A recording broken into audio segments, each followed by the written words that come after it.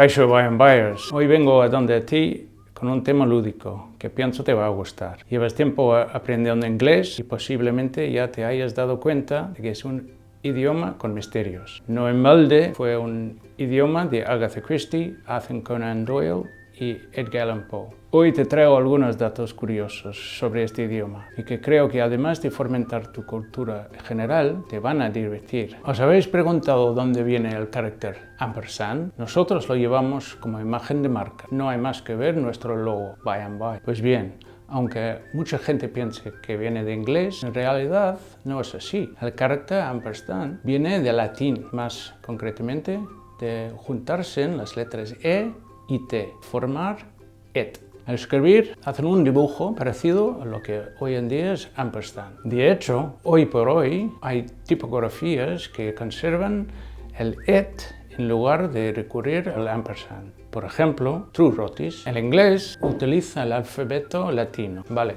estoy de acuerdo con esto, que no es sorprendente. De hecho, es bastante evidente. Pero ¿alguna vez te has parado a pensar lo beneficioso que es para ti a la hora de aprenderlo o estudiarlo? El alfabeto latino proviene del etrusco y es el alfabeto más usado en el mundo. Hobby, parking, internet, chat, disquete, boomerang, software, hardware, blues, bluetooth. Puedo pasarme así todo el vídeo. ¿Por qué el inglés está tan extendido hoy en día? Pues hay dos razones principales. La primera diría que es el Imperio Británico, cuando Inglaterra disponía de control de grandes zonas en innumerables colonias a lo largo del mundo. La segunda, más de nuestros tiempos, es que muchos avances científicos y técnicos provienen de países anglosajones. Fíjate en el smartphone. El inglés es el idioma oficial más alto. Sí, no nos hemos vuelto locos. El inglés es el idioma oficial más alto. ¿Nunca te has dado cuenta de que esté donde esté tu avión, el inglés es siempre el lenguaje utilizado por la tripulación? La palabra más larga, it's unpronounceable, so I'll show you on the screen. 45 letras. La palabra más larga en aparecer en cualquier de los mayores diccionarios en inglés es un término técnico utilizado en neumonología para referirse a la enfermedad pulmonar causada por inhalar polvo fino de sílica.